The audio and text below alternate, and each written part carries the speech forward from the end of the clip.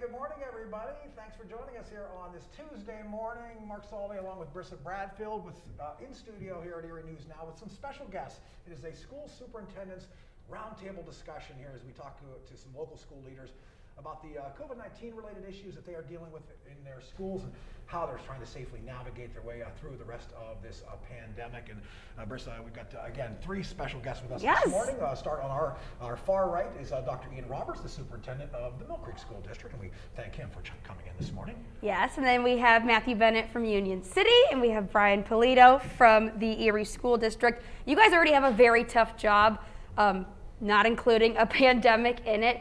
So I think our first question here going into this whole discussion is Governor Wolf announced that in January he wants to drop the mask mandate. Kind of what are your thoughts right now, this being still over a month away? What do you guys plan to do when that time comes? We'll start with Brian. Well, throughout this pandemic, our school board has really followed the CDC and Department of Health's lead on all of these issues. So we're going to continue to do that. Currently, right now, the CDC is recommending that masks be worn in school. So we'll be consulting with the Erie County Department of Health and considering that and having those conversations with our school board in December. Awesome. Matthew, I know in Union City, obviously you're following those rules with the face masks as well. There's a December 4th court date that's been put out there as when this face mask mandate should expire. Is Union City going to be responding to that date? Are you looking to January, or how's the district handling the face mask moving forward? Our original health and safety plan from back in August is still on record with the state, and in that it states that we highly recommend masking, but it'll be a parent choice. With that in mind, though, the governor's order really doesn't impact Erie County as much as it does the rest of the state because we have the Erie County Health Department order. So in order for it to go back to the schools plan, both the governor's as well as the Erie County's orders would have to be repealed. So that's what you're looking at. Dr. Roberts, I would guess a similar situation in the Mill Creek School District as far as both that December date that's out there and that January date as well. Absolutely, similar to Brian and Matt. While we are certainly looking forward to the decision point that will happen on December 4th, we will adhere to the Erie County Department of Health's guidance as well as maintain fidelity to our health and safety plan. Certainly, when we think about the plan, it advises us that once we are in sort of high positivity rates, we should maintain masking in each of our buildings. And so I anticipate that we will, at least throughout the month of December going into January, maintain our masking. Let's talk about how those case numbers have been trending. Dr. Roberts, we'll start with you. Within the Mill Creek School District, I know you've got that COVID dashboard. You're working to keep the community up to date on how you're doing with cases within the school buildings. But there's been a surge, obviously, in various pockets of the country, and we've been seeing it here at home. How's the Mill Creek District been doing? Yeah, so we are not impervious to the surge that has occurred throughout the county and around the state as well. To give you context, for the entire year last year, we ended with 325 COVID positive cases within the district. Throughout the whole year? The entire year, yes. As of 2 days ago, we had surpassed that at 328 cases. And so while the numbers are surging, what gives us sort of some kind of comfort is the fact that we really have a solid pandemic team in place, combined with the support of our school district leaders, and we are adhering to our mitigation plans, our mitigation efforts. What have we learned, Matt, over the past year to try and make this year a little bit more doable? I mean, we've had had a lot of schools that have had to transition back to the online learning here in 2021. Talk about some of the lessons that were learned over the past year plus here. A ton. I think if you looked back and when it first started, all the schools shut down, and there was weeks and months without truly interaction with the teachers and the kids. Now you take a look, and if you have an influx of quarantined kids or positives, you're very easily able to transition to online learning, which is synchronous. So a year and a half ago, that wasn't possible. It's a completely different landscape in education right now. I really compliment the teachers around the state as well as the school boards for taking the necessary steps to adapt to this pandemic. So it's a completely different landscape. And Brian, in the city, the biggest school district in our area, you kind of face a unique set of challenges with the demographics of your student population, I would say. Certainly, we were fortunate early on to receive enough COVID relief funds in the first round to go to a one-to-one initiative, which really helped us out a lot because a lot of our families did not have computers or internet at home. Right. So we were quickly able to deploy that to any of the families that need it. And like Matt, have become pretty adaptable to change in the district. So as things change and we have to switch to remote, we're able to do that pretty seamlessly as well. And Dr. Roberts, going into this, it's been difficult for students, go learning from home and then, back in classroom. They've kind of had to overcome a different learning curve. What different things has, your school district had to implement to help kids through that? Absolutely. So we've taken the approach of the COVID disruption has produced a number of silver linings, right? Yeah. And one of them is the fact that we were able to really give a lot of our parents and students agency around which learning model, which instructional model works best for them.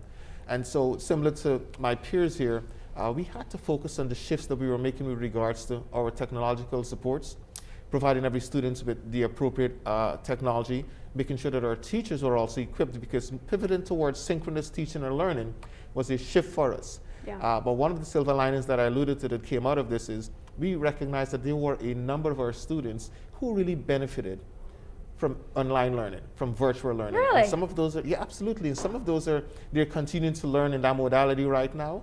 But we're excited about sort of having had the opportunity to explore what are some possibilities, because while many are characterizing this as learning loss, I prefer to use the term learning interruption. Yeah. Because while there has been some loss, I think the most impactful thing on our students is the interruption to their learning for an entire year.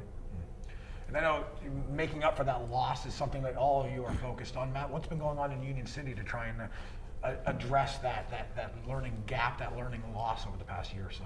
Well, first of all, the administrators and the faculty have been taking a look at data, local data on where the kids are with reading fluency, reading comprehension, math skills, etc., and then really given a look at the curriculum and what we have to tweak and what we have to attack to try to help those kids get back on track, those that may have fallen off. But again, I've got to really compliment the whole team, because they transitioned to synchronous learning so quickly that we have been in contact with the kids after that initial gap. So I think just taking a look at where the kids are and then adapting from there is where we're at. And again, and Brian, you talk about the city with its unique set of challenges, and maybe say technology shortcomings in various areas. How have the kids, the students themselves, been handling the challenges as far as keeping that pace of learning going? It's certainly been a challenge for them. A lot of our students don't have a strong support network at home. So we've had to take the approach to address not only the learning loss, but the social emotional supports that our students need in the Totally. district. For our pandemic relief funds, we kind of split the cost with the supports for the learning loss. We have reduced our class sizes at the elementary level to 20 or below, something we've never been able to do. In addition, we're providing some pretty extensive after-school programming and summer school programming. But along with that, we're also bringing in a lot of social services into the building. With that funding, we're able to add blended case managers to every one of our schools and really beef up that student assistance program that's happening in the schools, so that we're identifying students before they really have big issues and getting them those supports that they need, whether it's in the school or a community service. And I do want to interrupt here and just bring in our first question. Someone sent into our newsroom email, when will the masks end and kids be able to be kids again? Kind of a tough question, but I mean, how can you best answer that? It's tough. Yeah, I think the answer is we have to be flexible. Yeah. Certainly we've all been surprised at how long this pandemic's lasted. yeah. We're hoping that maybe this is the last surge and we'll start to get back to normal in the spring, but there's really no guarantees.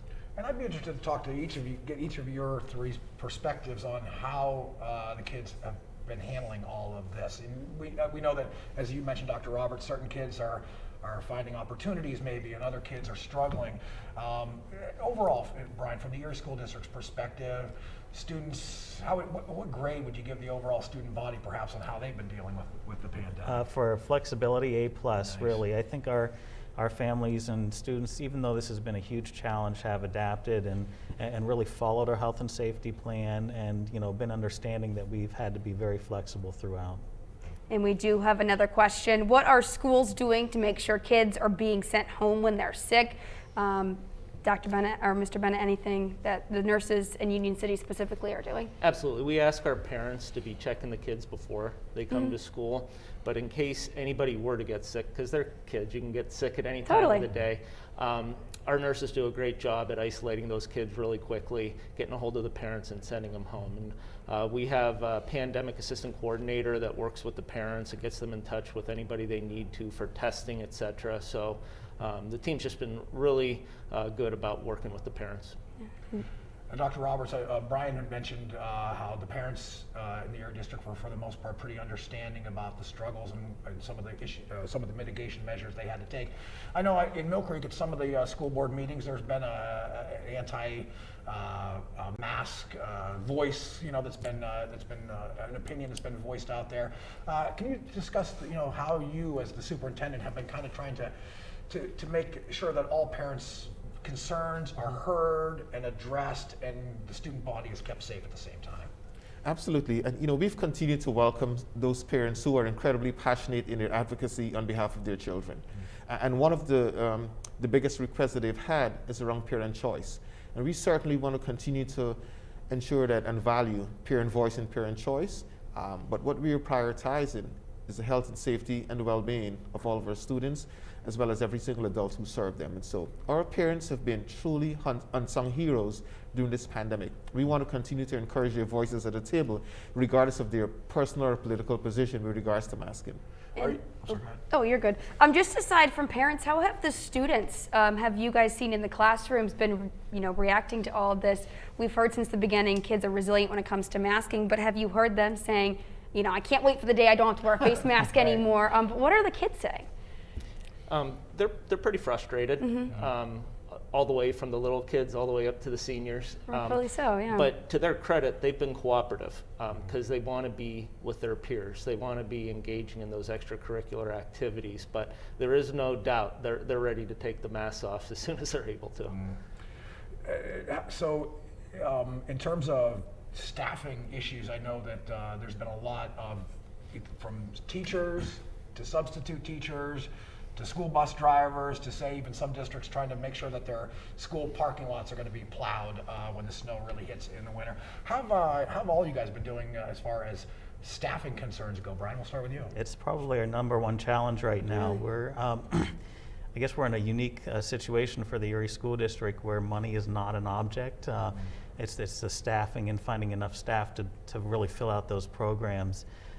So that's really our focus. Our HR department is really looking to recruit teachers, administrators, custodians across the board.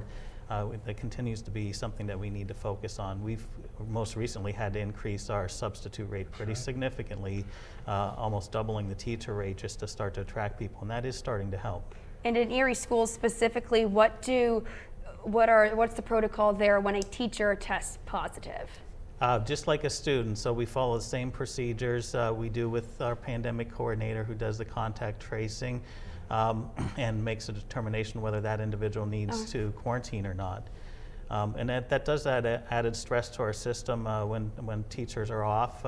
It causes our other teachers, they have to come and fill in and support those classrooms. And I give our staff a lot of credit right now. They're frontline workers here. They're heroes trying to get these kids educated. 1,000%. I say it every day. I know I definitely could not be a teacher, especially in a pandemic. How are things being handled when a teacher tests positive in Union City? Same as everybody else. Fortunately, and I want to thank our faculty, we have 98% of our faculty vaccinated, which has really helped this year. But just like everybody else, there's a huge shortage in substitute teachers and teachers in general. So that is a huge challenge for us as well. And Dr. Roberts, I can only imagine that Mill Creek School District is in a similar situation. We are, and we continue to follow a really rigorous COVID protocol, but it's certainly putting a strain on our teachers. The spirit of resiliency and collaboration that our teachers have demonstrated, because we have a really high need for substitute teachers, but our teachers have stepped up to the plate and offering to cover each other's classes when we have this sort of paucity of substitute teachers. So kudos to all of our teachers. I mean, they have continued to step up and to show us why they really are here and why they've selected to be teachers, yeah. And, I'm sorry, go ahead. no, you're good. You're good. Mr. Bennett said 98% of your teachers are vaccinated. That's amazing. What are the vaccination rates among teachers in Mill Creek and Dairy? That is impressive. We are in the upper 70th percentile, so we probably have about 77% of our teachers who are vaccinated. Still awesome. Yeah. We're in the mid-80s. Okay, yeah, that's great. And with, you know, the vaccine being approved for younger kids, is there any thoughts in the future of mandating a vaccine for children at your schools to attend school? No, for me, that's a no. This is one area where we certainly want to make sure that parents have that choice. We will continue to provide whatever guidance we receive from the CDC or the Erie County Department of Health, but that's where parent agency should really kick in. We're never going to mandate vaccinations. Clinics, something you guys are going to be hosting? Can you talk about that? Yeah, we have one coming up December 3rd. We partnered with LECOM. It's a Friday, and they'll be doing 3 to 7, and that'll be for any ages 5 and up for initial, booster, or the flu vaccine, and we're going to have that at our elementary school. And that's our 4th clinic we've done this year. December 3rd, you said? December 3rd, yep. All right. Brian? Yeah, we had 2 clinics this week. We actually partnered with LECOM to bring that. It was at both McKinley and Perry Elementary. We're going to continue to partner with our health agencies and offer those in the future as well. And Mill Creek School District? Similarly, we've held at least 2 clinics in the past. This time around with vaccination from ages 5 and up, we're going to continue to partner with AHN, St. Vincent, as well as LECOM, but we're not going to host any of the vaccination clinics at any of our schools. But we're encouraging our students and staff to seek out these clinics for vaccinations. And we had a parent message saying, in quote, "My kid has extreme social anxiety, trouble making friends. How are districts handling the social disruption caused by COVID and online learning?" Well, as Dr. Roberts mentioned, we're trying to provide parent choice in the district. We've had a K-12 cyber program for a number of years. That usually had about 200 kids in it. The last 2 years, we've had over 1,000 students in that program. We're also offering a synchronous virtual option we have about 450 kids in that program as well. So again, if we have families that feel their student is anxious about coming to school or be more comfortable learning from home, we have those options for our families. And in Union City, Matt, I know you just don't want to have that kid, so to speak, left behind. How do you make sure that doesn't happen? Well, the one thing about this pandemic is the mental health concerns that have come out of it, because these kids were isolated for a long period of time. And some of our students have some significant needs that we serve them with. So right now, our guidance teams, the faculty is working with the administration and trying to identify who needs support and help. So of course we have the platforms, but we're also trying to look and see what extra services we can get the kids both in school and at home. So that really is our primary focus right now, even ahead of the academics, is just getting the mental health support to the kids that need it. Big challenge. Yes. I would think. And you know, you guys, like every school district, you receive a lot of backlash from parents on masking when most of you are just following, you know, the county or state's guidelines. How do you handle, you know, backlash like that? I think, you know, again, one of the things that we pride ourselves in is the recognition that our parents are our biggest partners. And we recognize that whenever they show up to our school buildings or to a board meeting, the passion that we see is them simply advocating on behalf of their children. So we continue to be receptive to divergent voices, but also to provide them with a lot of information. We want to make sure that our parents are equally as informed as we are so that we can close the gap around misinformation. So we will continue to welcome those voices, whether there's some disagreement or not, because we recognize that we need our parent partnership, and the ones that we have right now in the Mill Creek Township School District are relatively strong. We're heading into, obviously the Thanksgiving break is upon us, and as the cold temperatures really, you know, get firmly in place here, we're going to be spending a lot more time indoors, all of us, and there are concerns about, you know, the case numbers climbing even further. Brian, from the Erie School District's perspective, what are you hoping to see out of the next month or so, and what are you maybe potentially worried that you might see over the next month or so? Well, I'm hoping that we're going to be able to continue to offer in-person instruction. Certainly, as my peers mentioned, we are concerned about the spike in the cases across the county and are hopeful that when we come back from Thanksgiving that we don't see a big increase in our schools. Matt? Well, I think what you're going to see across is what we've already started to see is a lot of the flu and other cases that normally come in this time of year we're getting. So it's not so much the amount of positive cases that causes us to transition to online learning, it's the amount of kids in quarantine. So they may not have it, but because they're at home because of a loved one or something like that, we keep an eye on how many kids are out of school because we want to service them the best we can as well. So I think you're going to see transitions to online learning back and forth throughout the winter months just because of the amount of kids that aren't receiving that direct instruction with the kids. And at Mill Creek? If history is any indication of what is to come, last year at this time, we had to move towards virtual learning because of the spike in numbers. And clearly the numbers are much higher today compared to the same period last year. So while we recognize that there's incredible value in in-person learning, we're prepared to move towards virtual learning based on the numbers. We're going to look at a multifactorial approach of whatever data we have, and then move towards virtual learning that we actually are prepared for this year more than we were last year. And another quick question here with, school lunches, that's when you're allowed to lower your mask is when you're eating or drinking. How are things being handled when it comes to school lunches? Are kids being allowed to sit together? Are they eating in the classroom? What's it like in Erie? We have a combination. It depends on the size of the building. Some rooms have enough space for the students to sit in the cafeteria unmasked in accordance with our health and safety plan. Others do not, and we have to have a lunch in the classroom. Our kids have assigned seats to make it easier for contact tracing. That's inevitable.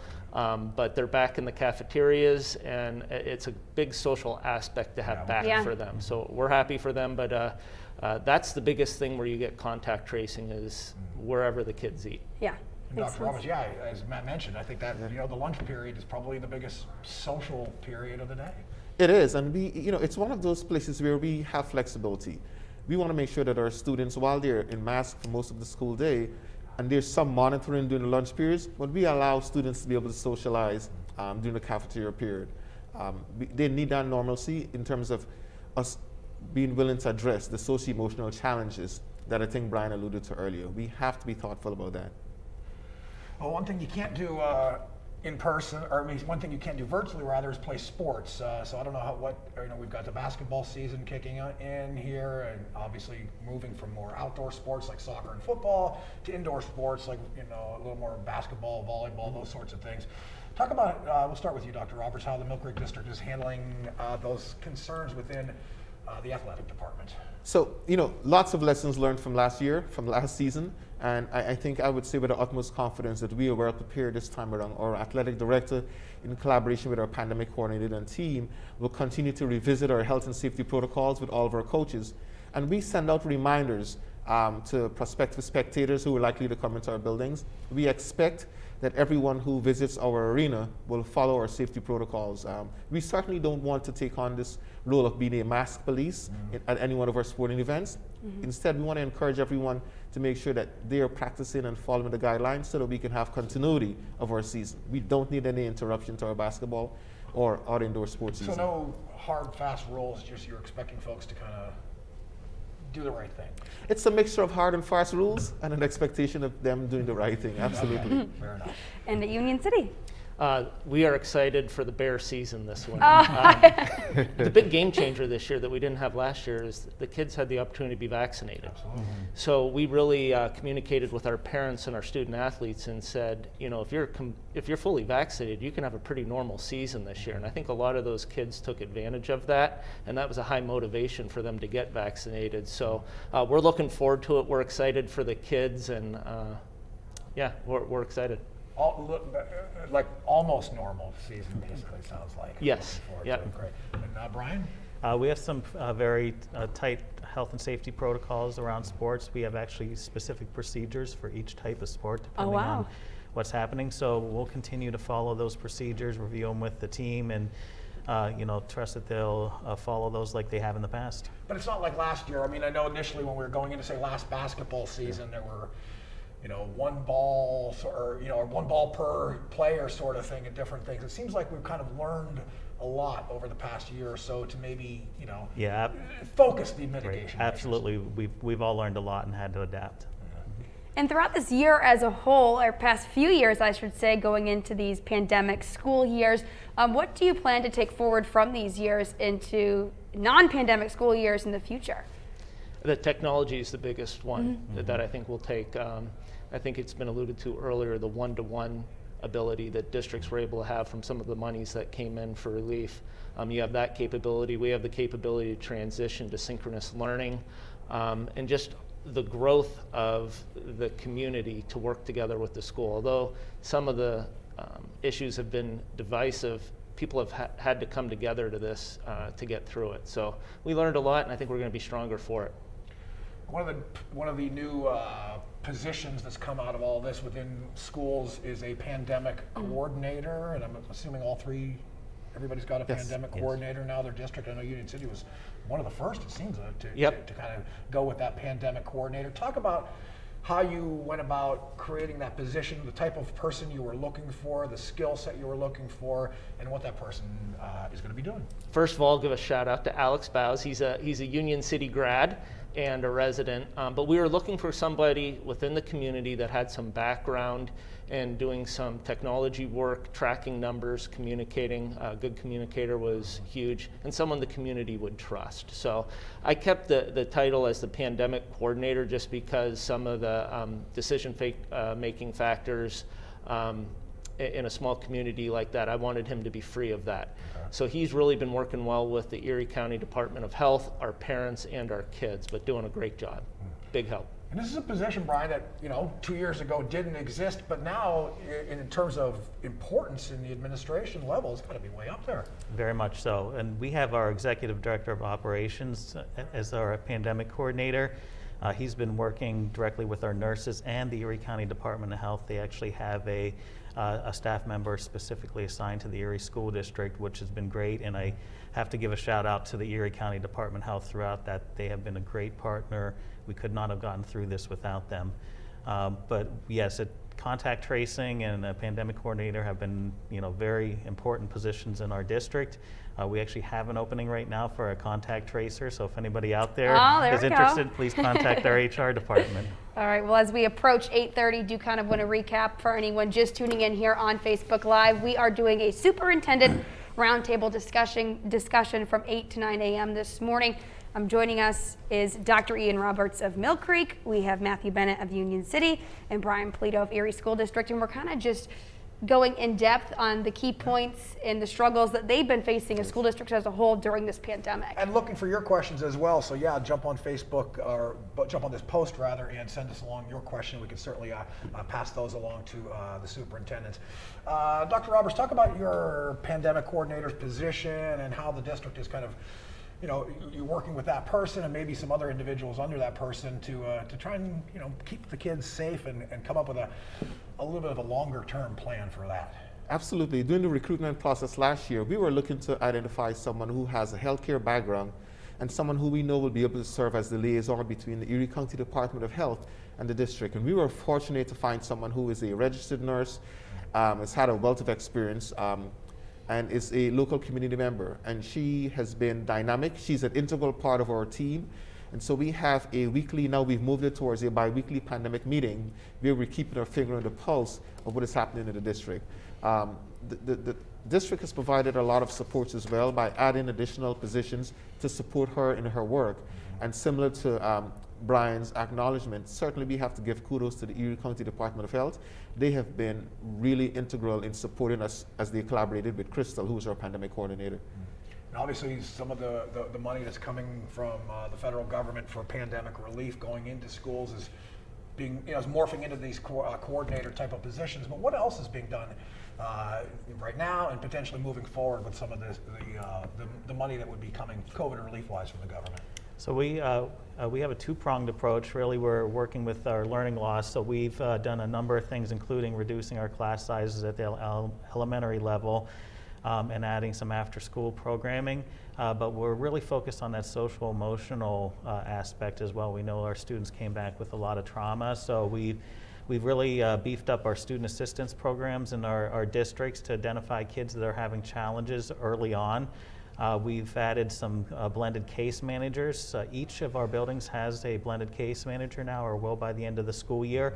And we've also increased the number of mental health specialists that are working with our families in the schools. And again, as we just approach this 8:30 half hour, we have a ton of people now just tuning in. The biggest thing going on right now, some people don't mind it, some people are very against it, the masking in schools. PA Governor Tom Wolf did announce that he plans in January to hopefully drop the mask mandate and leave it up to school districts. I'm just kind of going over the same question again for folks just tuning in. What do your 3 school districts plan to do come January once that mask mandate is dropped?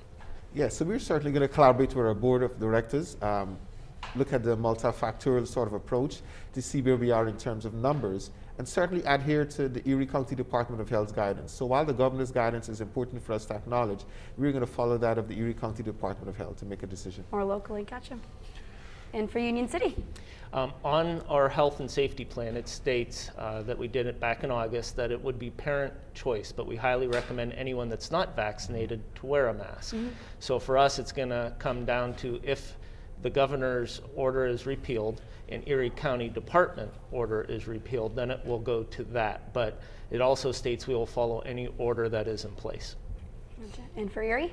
Throughout the pandemic, we've really followed the guidance from the Erie County Department of Health, the CDC, and the PA Department of Health. We'll be having that conversation with our school board in December, but more than likely we'll continue to follow that and require masks in school.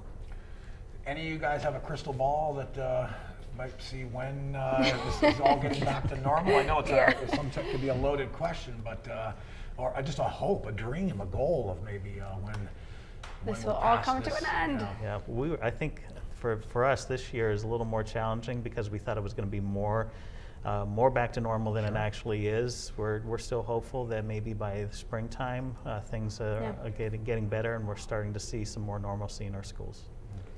Gotcha. And I did take a call yesterday into the newsroom, and it was a woman who had a younger son at a school, and their water fountains are open, and that was a big problem for her, that kids were all using the same water fountain. You can't disinfect in between. Is this a problem that has been raised at your guys' schools? Are your water fountains open?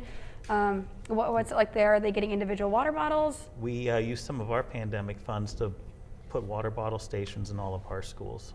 Awesome. Instead of the fountains. Yeah, in our secondary, they have the bottle filler. In our elementary, they do have the coolers there as well. We have not had that concern at Union City, though.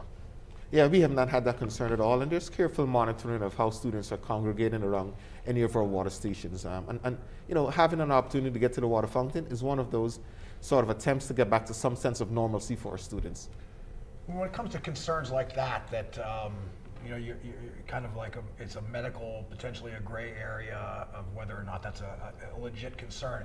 What are some of the things that you are hearing from parents that you kind of have to like, okay, I got to think about this. Is this a real concern?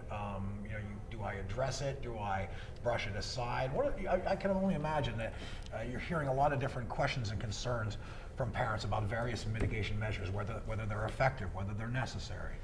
We take all our parent concerns very seriously and try to respond, but as I said earlier, we follow the lead of the experts. So we consult with the Erie County Department of Health. Our pandemic coordinator is talking to them on a daily basis. So if any of those questions come up that sound like a gray area, we want them to weigh in before we make a decision.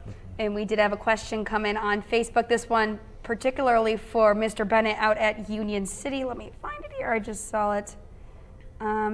So how many of your kids in Union City are masking up in school? The kids are masking. All of them at all schools? Yeah. Okay. Yep. Everybody, visitors, teachers, everybody needs to mask when they go indoors. Gotcha.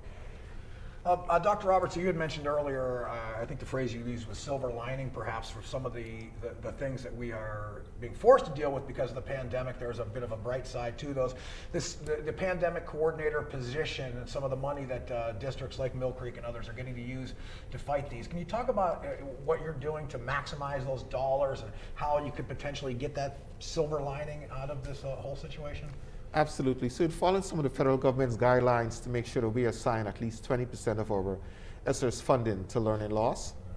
We have focused on hiring 2 additional positions. One It's called the interventionist position, and in each of our schools we have added at least one interventionist, and this is someone who provides academic supports to all of our students. We are also offering a before school sort of tutoring and intervention program where we're looking at targeted and differentiated intervention for each and every one of our students. And the second position that we believe is really critical to the mission of the district is to focus on the additional mental health providers.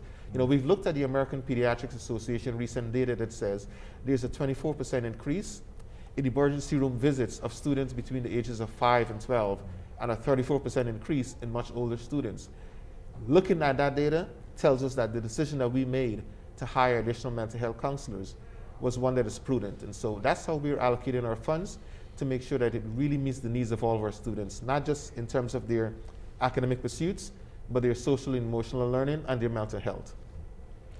And I did want to cut in here. We have several people commenting, giving you all a kudos for doing your job during a pandemic. So I did just want to mention that as we continue our way through this discussion. Yeah, difficult to job, say the least. For sure.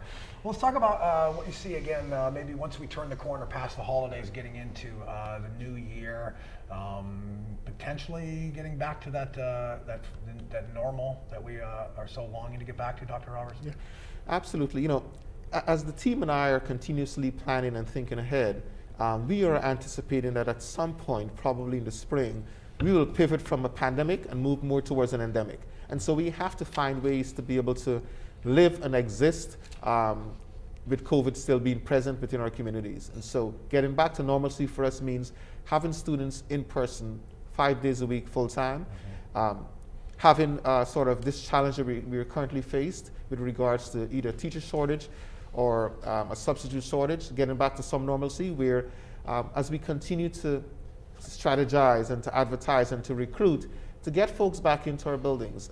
We want to put the message out there to our teachers, those who have left to try to seek out opportunities, to come back to us. We will get through this time together, and our students need you, and we're looking forward to have you come back and support the work we're doing.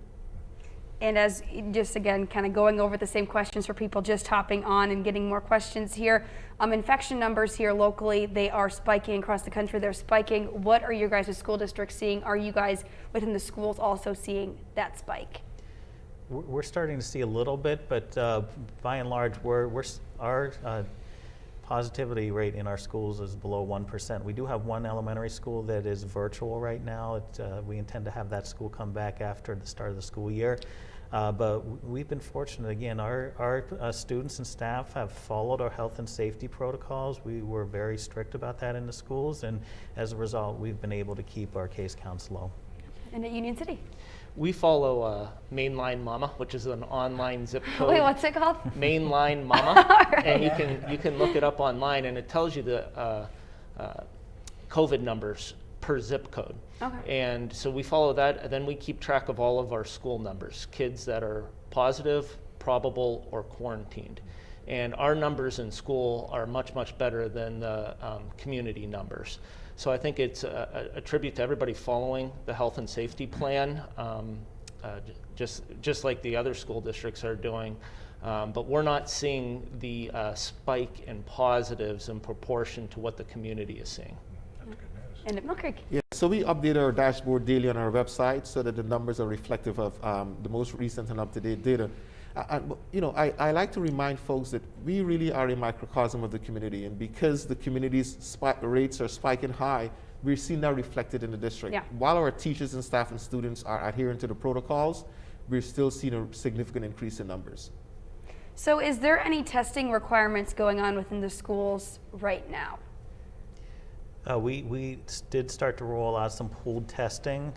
Thanks to the state, they had provided that to us. We have one school that is up and running right now, and plan to expand it to a few more schools after the start of the school year. And it's helped out. The first time we ran the testing, we had no positive cases, which was great. We just ran it again last week and had a couple, which allowed us to really get ahead of things and do that contact tracing and get people quarantined before it spread. So what is the process if you have a student at one of your schools test positive? Does it vary between elementary and the high schools? I know in high school you have kids bouncing from different class to different class. How do you how do you contact trace in that sense? So the procedure is the same regardless of what level you're in, but our pandemic coordinator will have an interview with the individual that is actually positive and ask them several questions about whether or not there was any close contacts, and from there they'll continue on. He'll continue with the contact tracing, identify those close contacts and call them and ask them to quarantine for the appropriate amount of time. And then to come back to school after a student tests positive, what is the protocol to get them back into the classroom? How many days do they have to wait? First of all, got to thank our nurses because they were the ones that took the brunt of this for the past couple of years before we got the pandemic coordinators. But they work really well with the parents, and there are specific guidelines from, contact tracing, onset of symptoms 48 hours before. You have to look at 6 feet and who was unmasked for 15 minutes, and et cetera, et cetera. So they take that into consideration, and they work with the Erie County Department of Health. And I think it's important to note that school districts can't quarantine anybody. It's the Erie County Department of Health that has that authority. So our pandemic coordinators work with them to figure out who it is that needs to quarantine and for how long and when they are eligible to come back.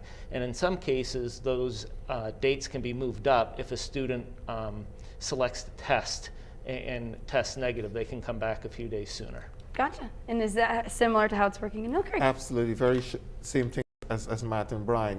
There's a health screener that our students are expected to follow. Parents are given guidance as well. If you're symptom free or you test negative, you can come back to school much earlier. We want to have our students back in our buildings. The quarantine numbers across each of our districts, it's really impacting the opportunities that we're trying to provide for students around teaching and learning. Gotcha. Have you guys seen a shift even in the past month or a couple of weeks in parents' thoughts and attitudes on some of the mitigation measures? I know that I felt there was a lot of passion maybe, back in September when these rules were initially getting put into place. Have you seen any sort of a calming down perhaps on some of the parents who were really visibly upset with the mitigation measures that were in place? Is there any attitude adjusting going on that you're seeing? We haven't had a lot of the issues that some of our surrounding school districts had around masks. We've had a few parents that have come to board meetings upset, but by and large, people have been very accepting and understanding of the mitigation efforts we have in place and have been following them. What about in Mill Creek, Dr. Roberts? I know that, again, a while back there was some, a visible presence at the school board meetings. Has that been the case in the more recent meetings? It has subsided, and Mark, it's a timely question. We had a board meeting last night, and a number of those parents or community members who certainly are continuing to advocate on behalf of the masking were given kudos to our board members last night for keeping their children safe during this challenging time. So yes, we have seen a shift. And it's a welcome shift, certainly. We encourage more of those compliments towards the board and the teachers and staff because they're doing an excellent job to keep students safe. And Matt, I would imagine a similar situation in Union City because I think that the passage of time allows all of us to kind of get a better perspective on what we've been through and maybe, what we need to be thankful for, I suppose. Well, we're a smaller dog. We've got a smaller district than obviously Erie and Mill Creek. Sure. And the community in itself, since day one, has overwhelmingly been towards the parent choice.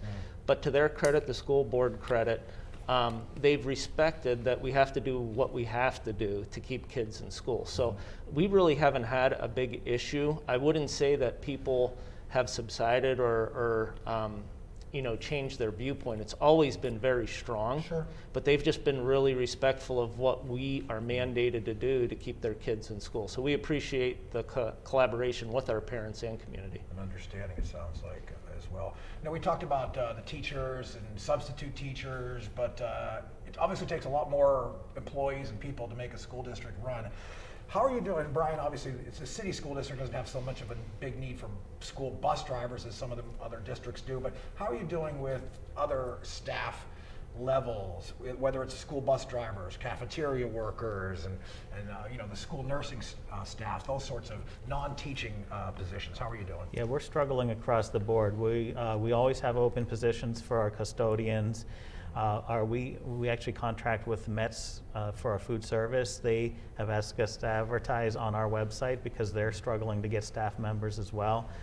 So yeah, it's been a real challenge for us to get those staff in place. Potential impact of any of those shortages? I know that that some schools have had to make lunch menu adjustments, different things like that. Are you feeling the impact in any way yet? We haven't had to do that yet, but there's a possibility that could be coming. What it really does is it puts a strain on the rest of the staff that's there. So when we have an open position or somebody's out sick, then everybody else has to step up and really fill in to get things done. And that again has put a lot of stress on our staff as well. And I give them a lot of credit for really helping us get through this. And touching again on the mental health of students, how are you guys working with students who might benefit from being in the classroom and that social interaction? How are you helping those students who are now learning from home that would much more benefit from in-person interaction when they were remote learning? Well, I think that's a case-by-case basis. So again, we have our student assistance programs that we're really tightening up. So if a teacher or another staff member notices even somebody that's virtual that is struggling, then they would be put into the student assistance program, and then a team would actually evaluate that student and reach out to the family and make some recommendations.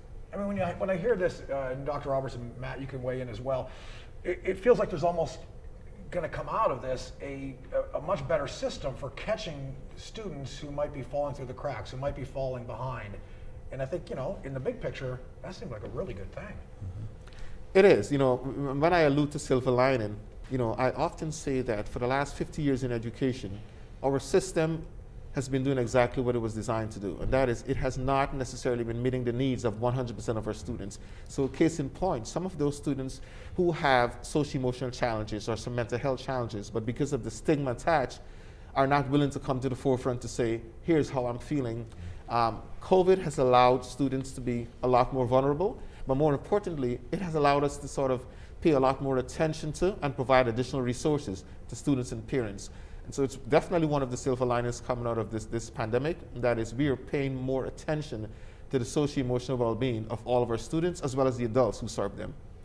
Same case in Union City. I would imagine you're kind of finding those bright spots out of the negative start to some of these things. Yeah, there's a lot of safety nets. We learned one thing as far as instruction. Our elementary transition to synchronous learning the past few days, and today's the last day before the break they're on it.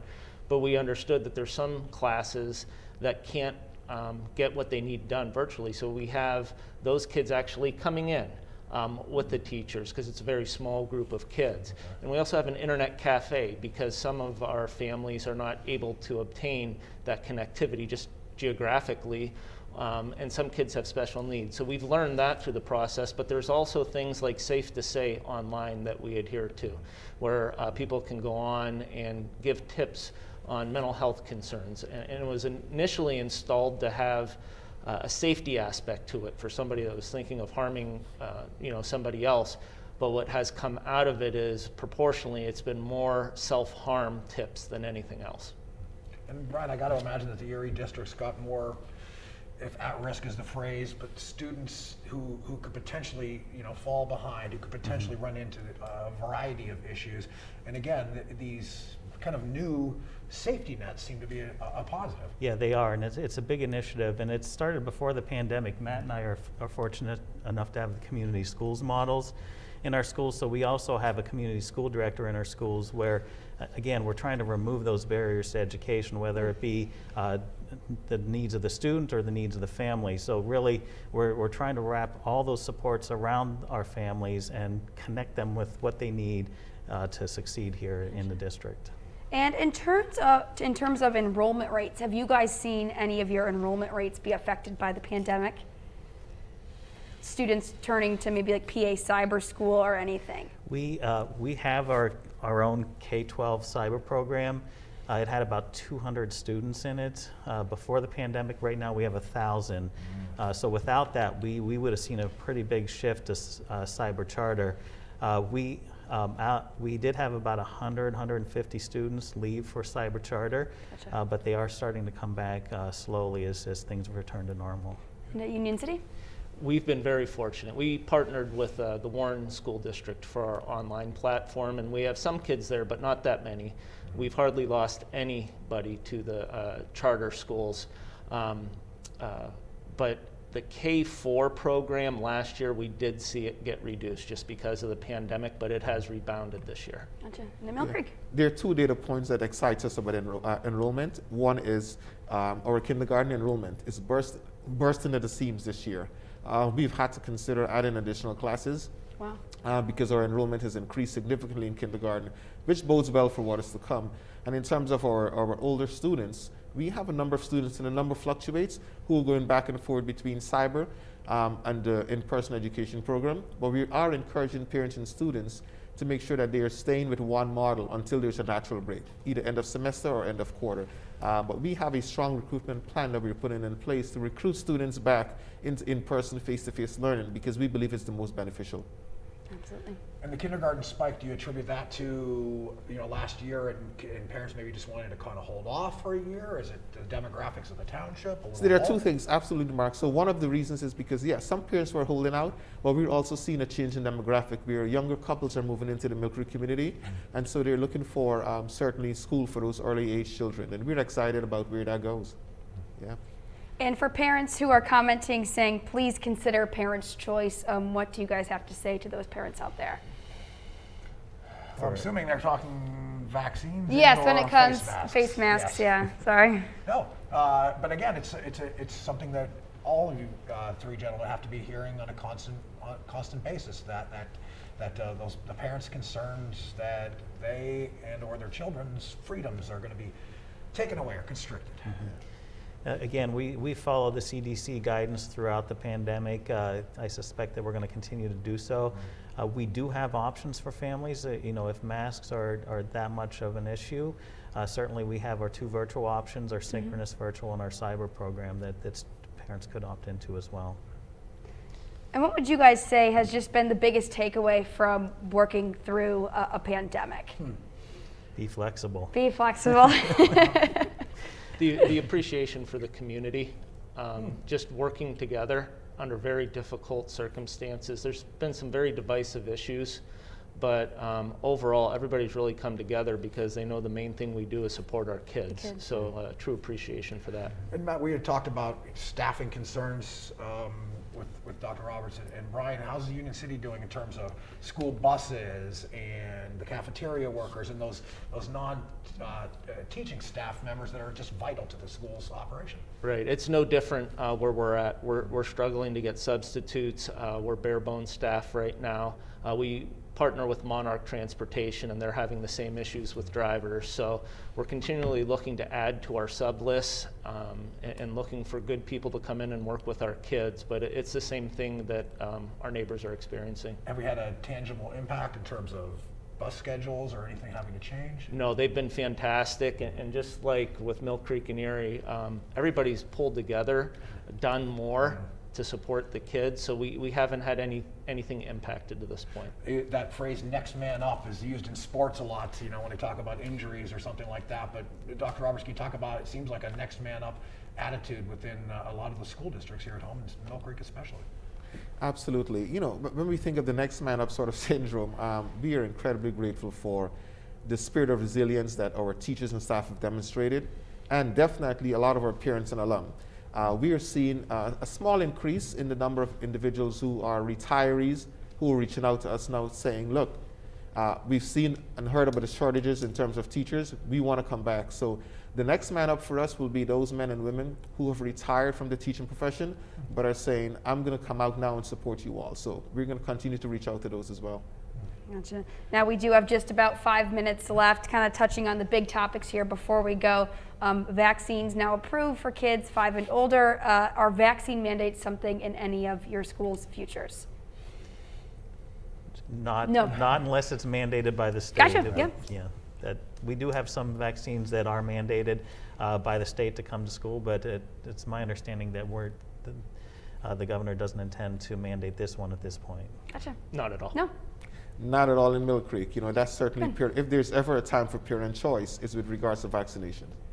Awesome. And we did touch on this a little bit earlier. We're heading towards Christmas, where we send on our wish lists. If you three gentlemen had a wish list of what you could see play out over the holiday season and into next year, what would you be What would you be asking the man in red for, so to speak, Dr. Roberts? Yeah, so my wish list is going to be limited to just the next 30 days over the holidays, and it's twofold. One is for every single adult who serves our children, and that includes our parents, to really adhere to safety protocols and prioritize the safety and well-being of themselves and the ones that they love. And the second is for the adults in our communities to recognize that we need to have more bodies in our buildings. So those who are eligible to be substitute teachers, to come back to us, to reach out to us. We can use you, we need you, but more importantly, our students are dependent on you. And Matt, within the Union City community, you mentioned how the community's been so key to it. I would think they got to be the key to the future as well. Absolutely. I would ask Santa if he could put our faculty and staff at the top of his list, because they deserve it. But I would also ask that our kids get to experience as much of normalcy as possible. You're only a kid once and get those experiences once, and we want that for them. Yeah, anybody who's a parent who's got a kid in school right now knows that you're just missing out on some of those experiences in those years. And Brian, if you had a chance to pass along some holiday wishes. Yeah, I think my wishes would echo Ian and Matt's. Really, we're just hoping that everybody has a safe and healthy holiday season and comes back after the start of the school year ready to learn. Dr. Ian Roberts, Matthew Bennett, Brian Polito, we cannot thank you enough for taking time out of what we know is your very busy schedule to be with us this morning and to answer some of these questions, not only from Brissett and myself, but from the community as well. Yeah, thank you. That's going to do it for this Superintendent's Roundtable here on Facebook Live. We do appreciate you watching.